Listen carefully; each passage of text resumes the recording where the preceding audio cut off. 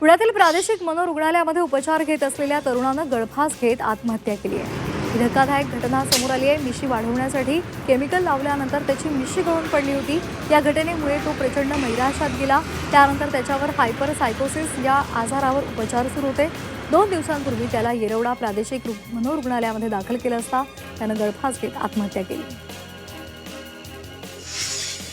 पुण्यामधील कात्रज दूध संघाच्या उत्पादनामध्ये वाढ झाली आहे। दुग्धजन्य पदार्थांच्या विक्रीमध्ये वाढ झाली आहे। गेल्या वर्षीच्या तुलनेमध्ये 32% वाढ नोंदवली गेली। उन्हाळ्यामध्ये या पदार्थांची मागणी वाढल्यामुळे पदार्थांच्या विक्रीमध्ये वाढ झाली आहे।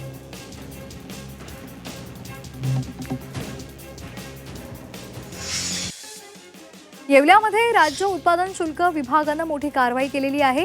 येवला विंचूर चौफुलीजवळ तपासणी दरम्यान ट्रकमध्ये सुमारे 57,600 प्लास्टिक विदेशी मद्याच्या बाटल्या आढळून आल्या। या कारवाईमध्ये वाहनासह विदेशी मद्यसाठा जप्त केलाय। 1,47,34,00,000 रुपयांचा मुद्देमाल जप्त केलाय।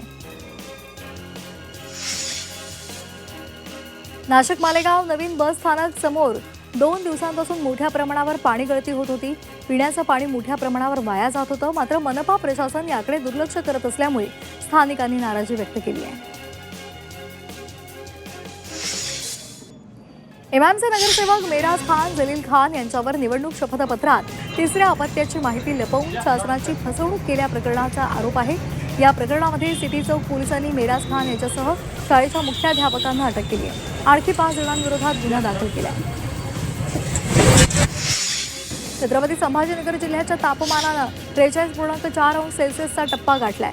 नागरिक उन्हाच्या झळांनी अक्षरशः होरपळून निघालेत।